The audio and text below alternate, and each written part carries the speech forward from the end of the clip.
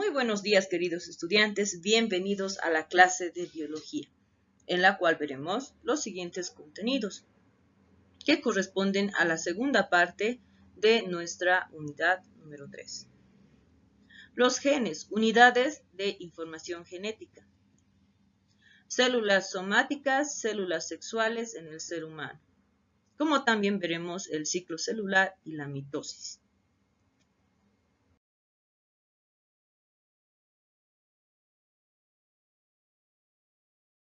En cuanto a la genética, las características de los seres vivos están determinadas por la información genética que se haya almacenado en lo que es nuestro ADN. Como habíamos visto, ¿no? En el núcleo, nosotros tenemos nuestra información genética, donde se encuentra el ADN. Y si hablamos del ADN, también estamos hablando de lo que es el genoma humano. El genoma humano nos dice que tiene alrededor de 100.000 genes y cada gen determina una característica particular de nuestra especie.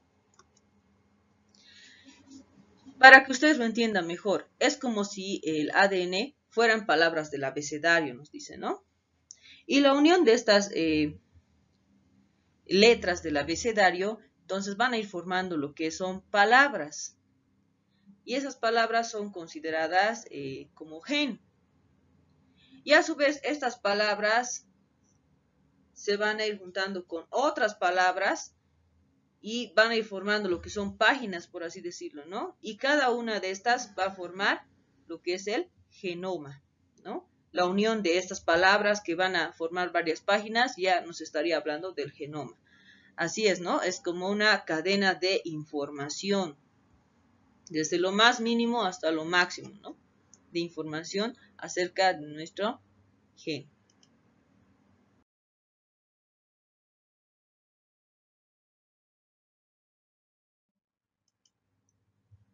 Las células somáticas y las sexuales, ahora vamos a ver. Nos dice que nuestro organismo humano está formado por dos tipos de células, las células somáticas y las células sexuales. Las células somáticas, ¿cuáles son? Son aquellas que forman el tejido, ya sea epitelial, ya sea tejido óseo, ¿no? Todos nuestros tejidos están formados por las células somáticas.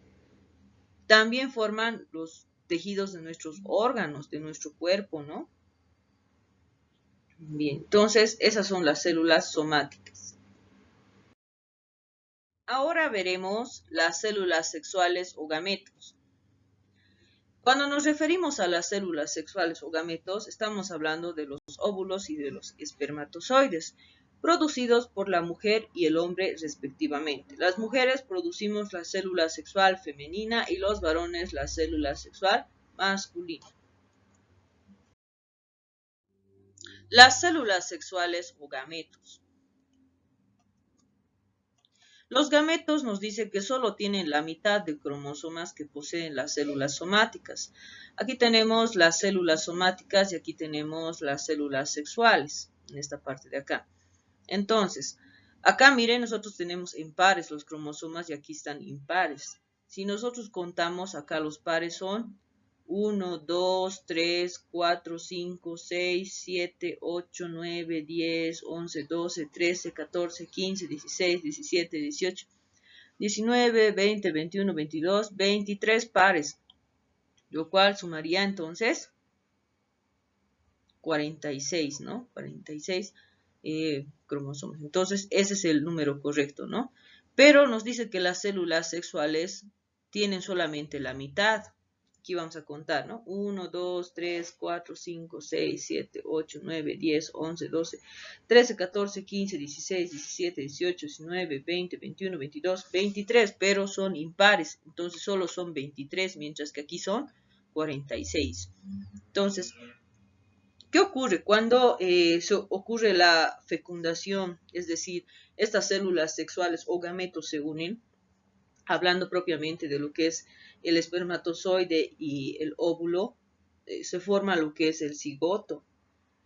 Y a partir de esa formación se hace como una nueva célula, porque se van a unir lo que son sus cromosomas y se van a complementar. Y así van a llegar a tener la misma cantidad de una célula somática o diploide, como en este caso, ¿no? Las células sexuales o gametos, justamente es lo que decíamos, ¿no? Que al unirse tanto el óvulo y el espermatozoide, van a tener un número completo de cromosomas.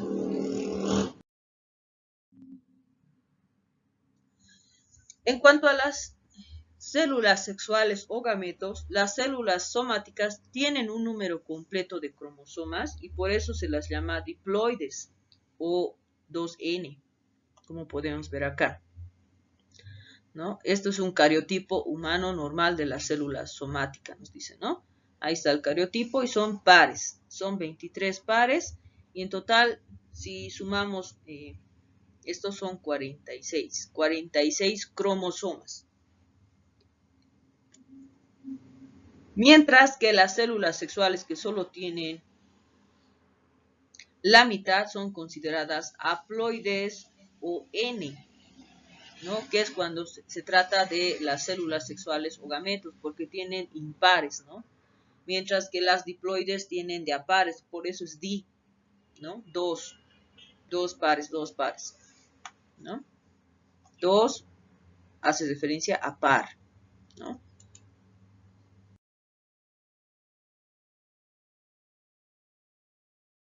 El ciclo celular y la mitosis. El ciclo celular se refiere a que las células cumplen un ciclo vital. Por eso se dice que las células están vivas, porque éstas cumplen funciones. Y estas funciones están distinguidas en fases. Y estas fases pertenecen a la mitosis. Tenemos 5 fases, ¿no? La primera es la interfase, la segunda es la profase, la tercera es la metafase,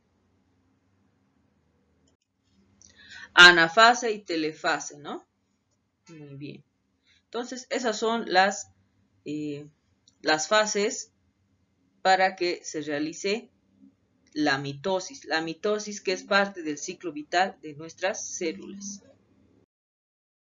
En la interfase, vamos a ir viendo fase por fase cómo es que ocurre esto, ¿no? En la interfase, primeramente, nos dice que la célula desarrolla sus actividades vitales, crece y está lista para dividirse. De esta manera, las células se reproducen dividiéndose. Pero durante esta interfase lo que ocurre es que cada molécula de ADN, una vez que el núcleo de esta célula está listo para dividirse, cada molécula de ADN va creando una copia exacta, ¿no? De lo que es de la molécula de ADN.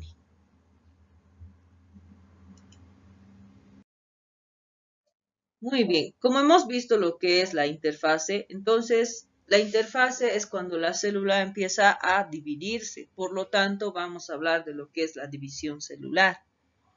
La célula va a dividirse para formar dos células hijas del material genético, que se divide en dos partes iguales. Por eso habíamos visto, ¿no?, que el ADN es replicado, las moléculas del ADN es replicado, para que la hija también tenga ese mismo ADN, esa misma información. Entonces, se dividen en dos partes iguales, ¿no? Y todo este proceso de división celular tiene 4 fases, que son la profase, telofase, anafase y metafase, ¿no?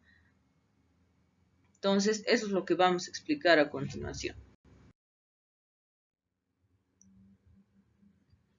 Para que ocurra lo que es la citocinesis consiste en que se ocurre después de la mitosis. La mitosis es esa división, nosotros que hemos visto, ¿no? Esa división celular. cuando hace una copia de su ADN, ¿no? Por ejemplo. Ahí entonces eso es la mitosis. Y después de la mitosis, después de que se ha separado, viene la citocinesis. Esta se da después de la mitosis y consiste en la división del citoplasma, porque todos se están repartiendo por igual, ¿no? Entonces, citoplasma también va a ser repartido por igual, como también debe haber un surco que cierre, que es la membrana celular, ¿no? Aquí justamente vemos un surco de división que va a ir formando la membrana individual que cada una de las células tiene, ¿no? Ahora veremos la importancia de la mitosis. ¿Por qué es tan importante la mitosis o división celular, se podría decir, ¿no? En los organismos unicelulares, a través de la mitosis se forman nuevos individuos. Por ejemplo, las bacterias, ¿no? Que habíamos dicho que esos son organismos unicelulares. A través de la mitosis ellos se reproducen, ¿no? Forman nuevos individuos iguales a ellos, también con su material genético. Pero en nuestro caso, por ejemplo, en los que nosotros somos organismos pluricelulares, la mitosis da lugar al crecimiento del organismo. Por esa razón nosotros, por ejemplo, ¿no? Les decía que ustedes están todavía en etapa de crecimiento y hay un aumento de células. Por ejemplo, en nuestra piel, ¿no? Nuestra piel, conforme vamos creciendo, también va aumentando, ¿no? La cantidad de células epiteliales, por ejemplo, que tenemos en nuestra piel. El tamaño de nuestros órganos, por ejemplo, ¿no? El mismo tamaño de nuestros huesos, se podría decir, ¿no? Estos también están formados por células óseas y estas también van realizando lo que es la mitosis, justamente para garantizar nuestro crecimiento como organismos pluricelulares.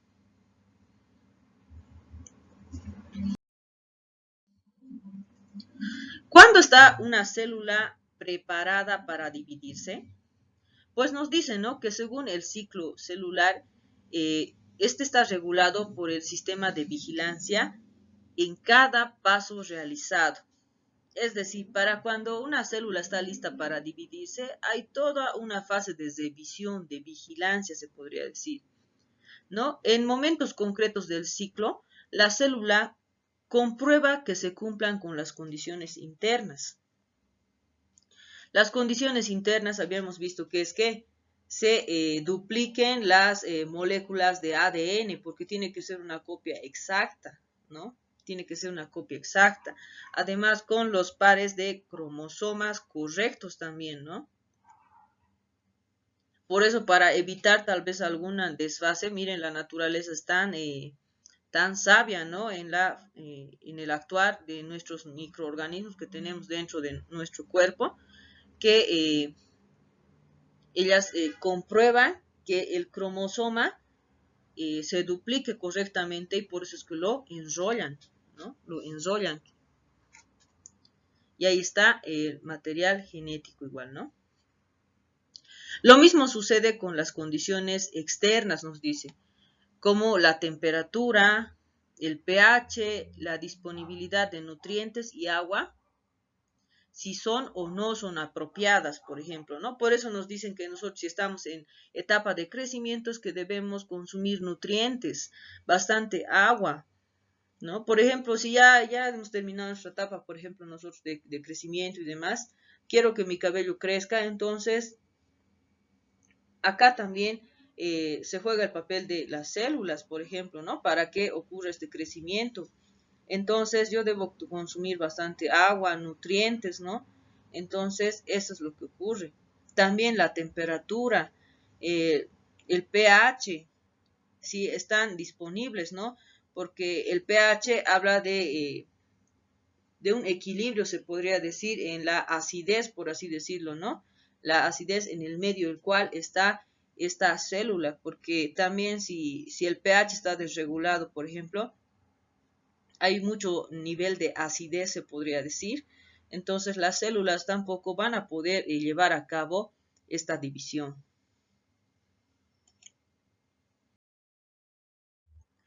Muy bien, queridos estudiantes, hasta aquí llega la segunda parte de nuestra unidad número 3.